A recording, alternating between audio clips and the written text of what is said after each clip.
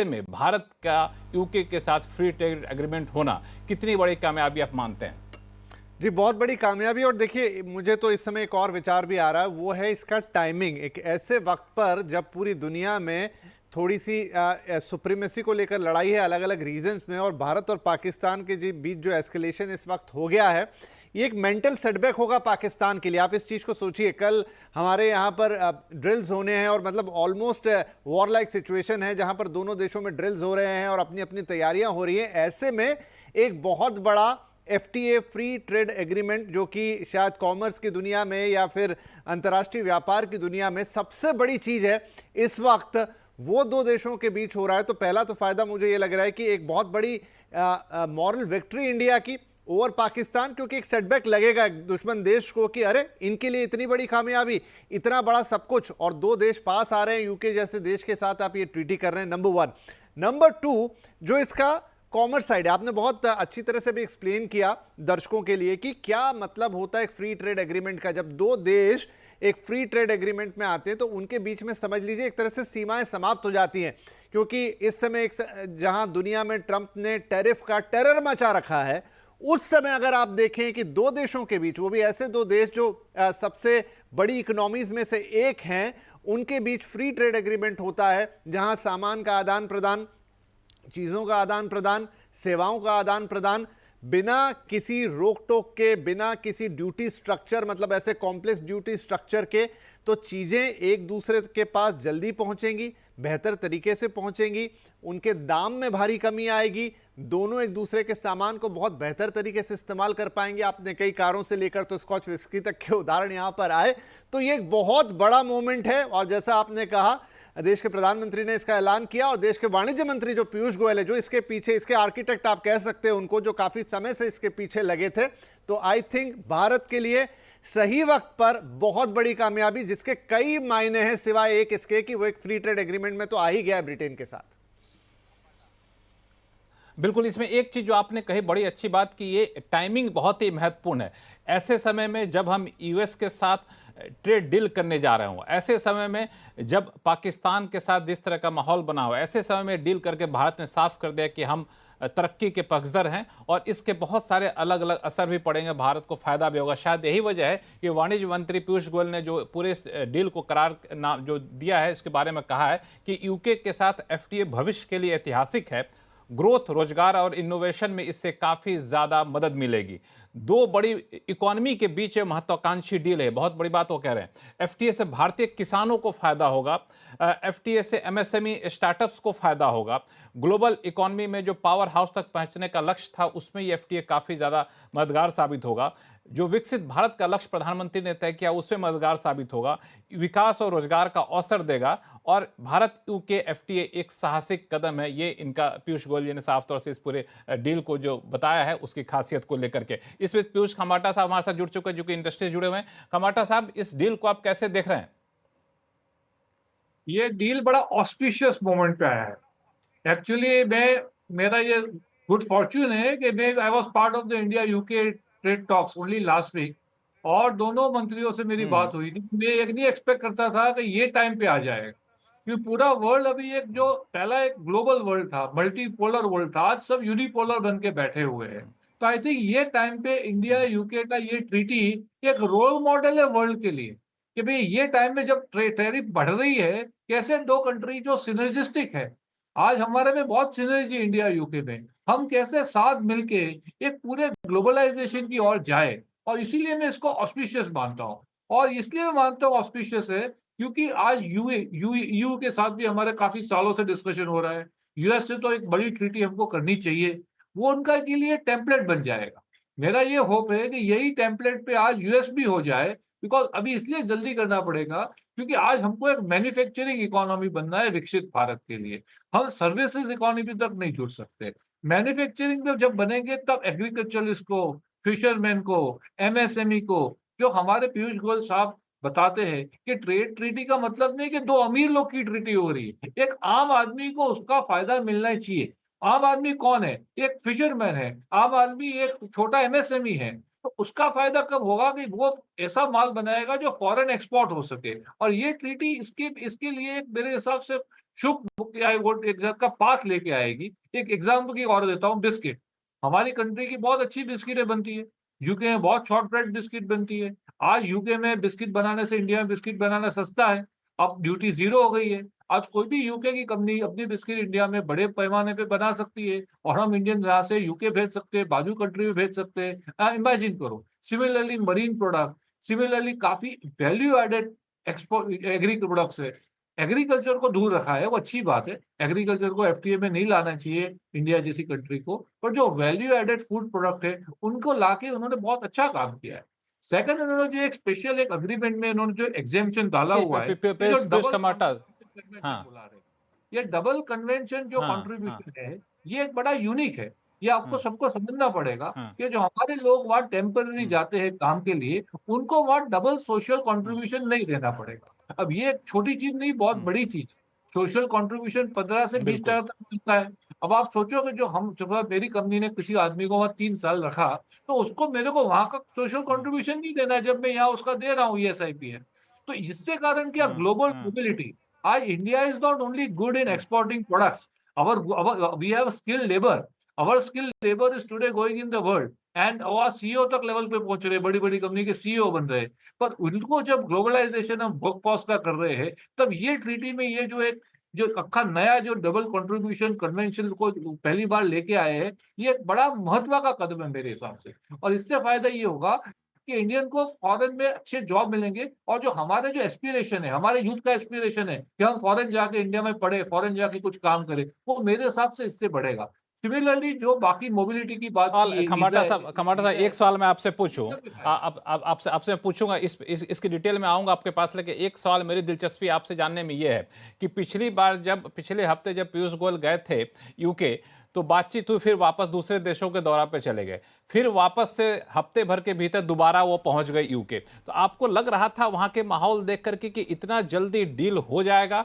और एक भारतीय अधिकारी, भारत के मंत्री किस तरह से वहां पे कोशिश करते, चूंकि आप आंखों देखा हाल ज्यादा बेहतर बता सकते हैं। नहीं, मैंने तो दोनों का हैंडशेक एक साथ लास्ट ट्यूसडे ही किए। दोनों मंत्री के इतने बड़े वार्म थे, दे वर पॉजिटिव। अब कोई तो, मेरे को ही नहीं पता था, उनको भी पता नहीं था कितना जल्दी होगा। पर एक चीज बहुत क्लियर है कि आई थिंक वो मैं कॉम्प्लीमेंट देना चाहूंगा अपने प्राइम मिनिस्टर को, मोदी साहब को और पीयूष गोयल जी को। इन्होंने डेफिनेटली इंडियन इंडस्ट्री का इंटरेस्ट को पहले प्रोटेक्ट किया है, इंडिया फर्स्ट की नीति अपनाई है। और मेरे हिसाब से आप माइक्रो देख लेना, इसमें इंडिया का लॉन्ग टर्म में इंडियन इंडस्ट्री का, इंडियन मैन्युफैक्चरिंग इंडस्ट्री का डेफिनेटली फायदा दिखा है। ट्रीटी करना बहुत इजी काम है, हमने थाईलैंड से भी ट्रीटी की हुई है, हमने आसियान कंट्री से ट्रीटी की है, वो ट्रीटी में इंडियन इंडस्ट्री मर गई। तो ऐसी ट्रीटी करके कोई फायदा नहीं है। तो मेरे हिसाब से ट्रीटी फास्ट करना इंपॉर्टेंट नहीं है, पर एक ऐसी ट्रीटी करना जिससे इंडियन इकोनॉमी को फायदा होवे, हमारे विकसित भारत का जो हम सबका ड्रीम है, उसमें कोई अलग भेदभाव तो 47 का हमको आज विकसित होना है, तो ये ड्रीम को कैसे हम पहुंचा सके।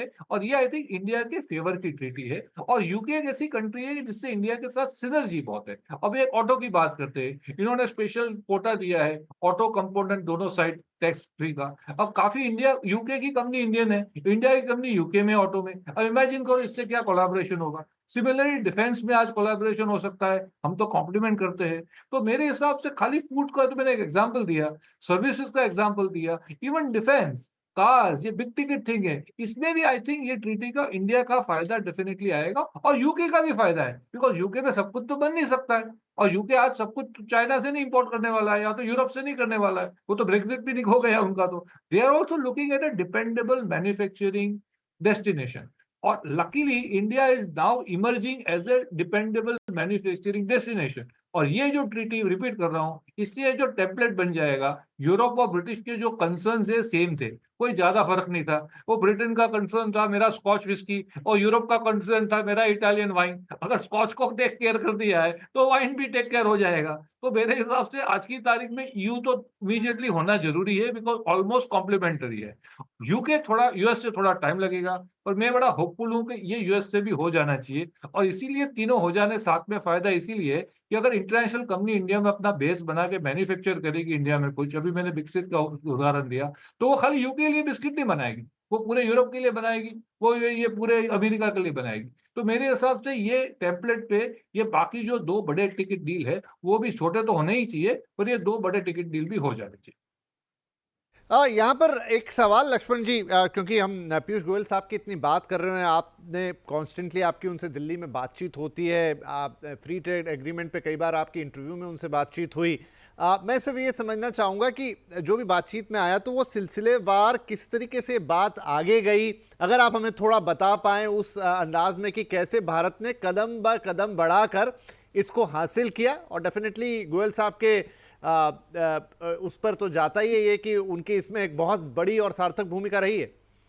नहीं, देखिए डेफिनेटली इसमें बहुत दरअसल mature- एक सेकंड, मैं कह रहा हूँ डेफिनेटली मैच्योरली हैंडल किया है। अब कैसे किया वो आप लोग बताओ। जी जी, वही वही लक्ष्मण जी से, क्योंकि लक्ष्मण जी की अक्सर उनसे मुलाकात होती है। वो नहीं, बताइए। बेसिकली दरअसल मैं एक छोटा सा एग्जांपल आपको देना चाहूँगा कि पीयूष गोयल के साथ उनके साथ मैं गया था जेनेवा। वहाँ पे WTO की बैठक चल रही थी।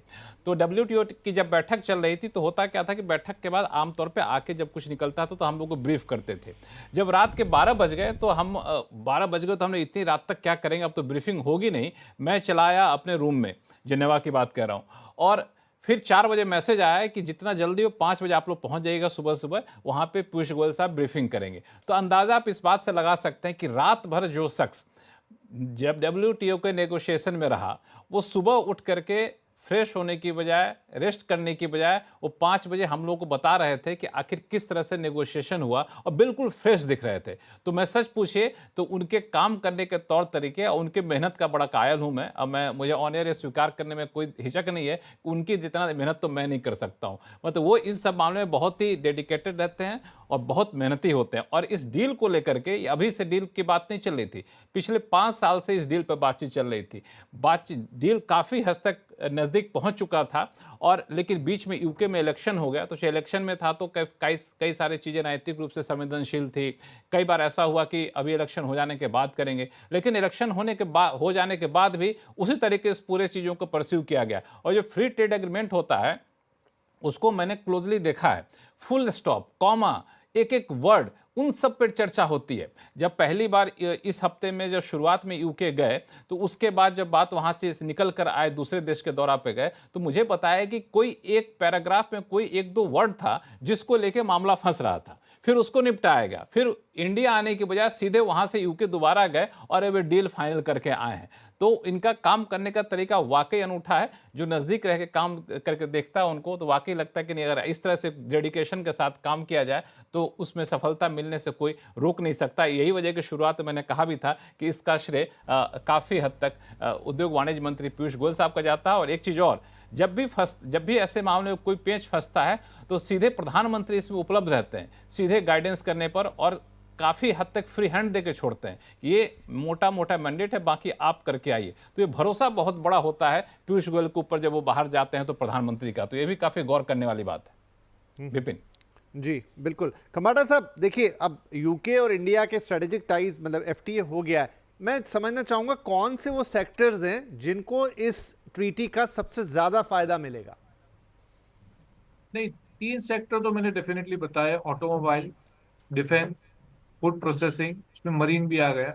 अब जो सबसे बड़ा फायदा है इंडिया का, मेरे हिसाब से, मैंने थोड़ा उसको जिक्र किया पर उसको थोड़ा डीपली जाते हैं, जो ट्रीटी में बताया है कि इंडियन में से जो इंडिया के लोग हैं, योगा इंस्ट्रक्टर बनना चाहे, कि हाईली क्वालिफाइड डॉक्टर बनना चाहे, ये सब के लिए भी they are looking at a faster track process of what I call business visa, बोलो कुछ भी बोलो। इससे कारण क्या होगा, ये जो हमारा यूथ है, they are definitely looking at aspirations of their job front, तो वो डेफिनेटली फायदा इनको मिल सकता है। सेकेंडली, जो फाइनेंशियल सर्विसेज सेक्टर है, वो सेक्टर यूके का बहुत बड़ा है। UK is probably home to some of the biggest banks in the world, और पहले से, आज नहीं, और यूके तो जब ब्रेक्सिट नहीं हुआ था उसके पहले भी एक पूरा यूरोप का भी फाइनेंशियल सेक्टर रहा है। तो मेरे हिसाब से इंडिया को बहुत गेन होगा कि ये अगर ट्रीटी में जो फाइनेंशियल सर्विसेज सेक्टर का भी, अगर उसमें जो जो जिक्र किया है उसको भी फायदा पहुंचे। बाकी एक टैरिफ इसमें बात की है कि नॉन टैरिफ बैरियर, काफी बहुत एक इंपॉर्टेंट चीज है कि टैरिफ तो कम होना इंपॉर्टेंट है, पर जो नॉन टैरिफ बैरियर लगते हैं, फॉर एग्जांपल फूड पे लगा दिया, पेस्टिसाइड कंटेंट इतना होगा तो हम नहीं एक्सपोर्ट करेंगे, तो कुछ भी XYZ ABC, तो उसके कारण क्या होता है, एक ट्रेड को हिंड्रेंस होता है। तो वो उन्होंने बताया है एक ट्रीटी में कि ये जो नॉन टैरिफ बैरियर्स है इसको रिमूव किया जाएगा। तो मेरे हिसाब से काफी प्रोडक्टों में, खाली टेक्सटाइल में, फूड प्रोसेसिंग में, काफ़ी प्रोडक्ट में ऐसे नॉन टेक्सटाइल बैरियर होते हैं, ये डेफ़िनेटली उसको बेनिफिट मिलेगा। आपको सबको पता होगा कि भई बांग्लादेश से मोस्टली टेक्सटाइल जाते थे, श्रीलंका से जाते थे, बिकॉज़ वहाँ उनका ज़ीरो टैरिफ था। आज मेरे हिसाब से टेक्सटाइल को इंक्लूड करके इंडिया का जो बेस इंडस्ट्री है वो कपड़ा है, और जो एमएसएमई कपड़े से जुड़े हुए हैं। मेरे को लग रहा है कि ये जो पूरा टेक्सटाइल का सेक्टर है, उसको एक पूरा बढ़ावा मिलेगा ये ट्रीटी से। तो ये सब सेक्टर में उसको डेफिनेटली उस पे फायदा देख रहा हूँ। इसमें पीयूष जी, आपको एक मिनट रोकूंगा। ए के भट्टाचार्य साहब हमारे साथ जुड़ चुके हैं, जो कि बिजनेस स्टैंडर्ड के हैं न्यूज़ डायरेक्टर। भट्टाचार्य साहब नमस्कार। बहुत लंबे समय से बातचीत चल रही थी कि हाँ। यूके के साथ फ्री ट्रेड एग्रीमेंट होगा। अब ये फ्री ट्रेड एग्रीमेंट जो है उसकी डील हो गई है, हालांकि साइन वर्क करने की जो औपचारिकता है वो होना बाकी है। लेकिन जिस तरीके से अभी अंतर्राष्ट्रीय माहौल है और भारत विकसित भारत बनने की तरफ बढ़ना चाहता है, एक्सपोर्ट सेक्टर में रोजगार के मौके काफ़ी ज़्यादा होते हैं, ऐसे में ये फ्री ट्रेड एग्रीमेंट होना यूके के साथ कितनी बड़ी कामयाबी मानते हैं आप? देखिए, ये यूके के साथ जो एग्रीमेंट हुआ है, इसका ये जो जी तात्पर्य इसमें नहीं है। मैं समझता हूँ इसका तात्पर्य इंडिया के साथ जो यूएस के नेगोशिएशंस हो रही हैं, उसके ऊपर ये कैसे प्रभाव डालेगा, इसका तात्पर्य है। इंडिया और यूके का जो ट्रेड जो है वो बहुत ही नगण्य है।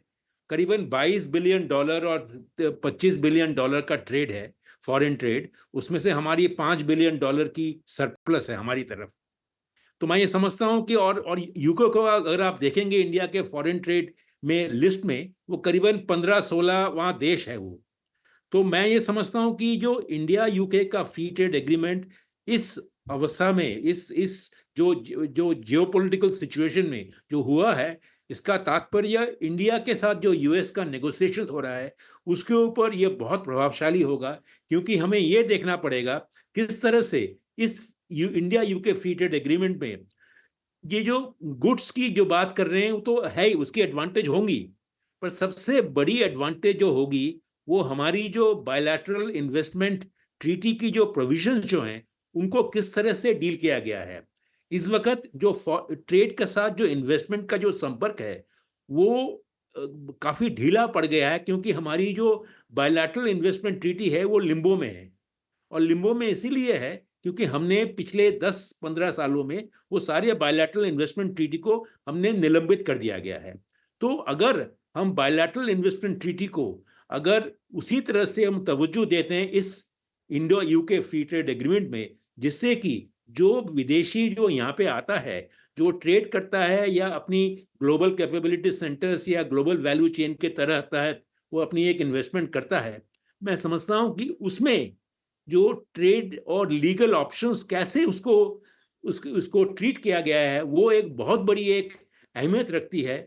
हमारी इंडिया से, यूएस से, यूरोपियन कमीशन से, यूरोपियन यूनियन से, तो इसका तात्पर्य सिर्फ इंडिया यूके के साथ नहीं मैं मानता हूँ। इसका तात्पर्य है कि इंडिया और यूएस और इंडिया एंड यूरोपियन कमीशन के साथ कैसे हम बातचीत आगे बढ़ाएं और किस तरह से हम ट्रेड के साथ जो इन्वेस्टमेंट का जो एक गंभीर संपर्क है उसको फिर से हम स्थापित कर सकें। ये आपने बड़ी बात कही कि ये ट्रीटमेंट, इस ट्रीटी को सिर्फ आप यूके के साथ जोड़ कर ना देखें। ऐसे समय पर हुआ है जब यूएस के साथ हम डील करने जा रहे हैं। तो अगर मैं आपसे थोड़ा सा और स्पेसिफिक सवाल पूछूं कि अगर हम यूएस के साथ जो ट्रेड डील करने जा रहे हैं, जिसका फर्स्ट पार्ट कह सकते हैं कि बहुत जल्द होने वाला, ऐसी संभावना चल रही है, तो क्या बेस होगा इससे? क्या कौन सा ऐसा क्यों मिलेगा जहां हम नेगोशिएट कर सकेंगे यूएस के साथ? देखिए, मान लीजिए ऑटो कंपोनेंट्स में जो खबरें अभी तक आई हैं, ऑटो कंपोनेंट्स में इंडिया 10% की इंपोर्ट ड्यूटी में राजी हो गए हैं। मैं समझता हूं कि हमारी जो ऑटो कंपोनेंट सेक्टर जो है वो बहुत ही एक प्रतिस्पर्धाशाली सेक्टर है, जो कॉम्पिटिटिव सेक्टर है। वो ऐसी इंपोर्ट कंपटीशन में वो उसको खरा उतर आएगी। इसका मतलब 10% की टैरिफ से भी हमारी देश की जो जो कंपोनेंट सेक्टर जो है वो ऑटो जो यूके से जो इंपोर्ट आएंगी उसमें घबराने वाले की कोई बात नहीं है। उसी तरह जो अल्कोहल इंडस्ट्री में जो है, जहाँ पे उन्होंने विस्की और जिन जो बहुत बड़ी यूके के लिए बहुत मायने रखती है, उसमें 75% का ड्यूटी दिया है। तो इसी तरह जैसे जैसे हम और भी डिटेल्स हमें मिलेंगे, हमें ये देखेंगे कि यूके एक एक एक एक स्टैंडर्ड बन सकता है कि अगर यूके के साथ आपने 10% किया, तो आप यूएस के साथ भी कह सकते हैं कि हमने यूके के साथ 10% किया है, आपके साथ भी हम 10% कर देते हैं। तो इसी मायने में मैं समझता हूँ, जैसे बायलैटरल इन्वेस्टमेंट की बात जो मैंने की, उसमें भी यही बात फिर से आएगी कि जिस तरह से हमने बायलैटरल इन्वेस्टमेंट की जो एक प्रोविजन जो हमने रखी है, जो लीगल ऑप्शंस जो एग्जॉस्ट होने के बाद ही जो विदेशी स्टेक होल्डर या इन्वेस्टर या ट्रेडर वो बाहर की कोई कोर्ट में आर्बिट्रेशन में जा सकता है। तो ये सारे जो जो जो जो स्टैंडर्ड्स जो हैं, ये यूएस के साथ भी हम उसका आर्गुमेंट कर सकते हैं नेगोशिएशंस के समय, क्योंकि हम ये कह सकते हैं हमने यूके के साथ किया है। और उससे बड़ी बात यह है कि हमें ये देखना है कि इंडिया यूके के साथ जो हमारी जो कोई साइड लेटर्स एक्सचेंज हुई है कि नहीं।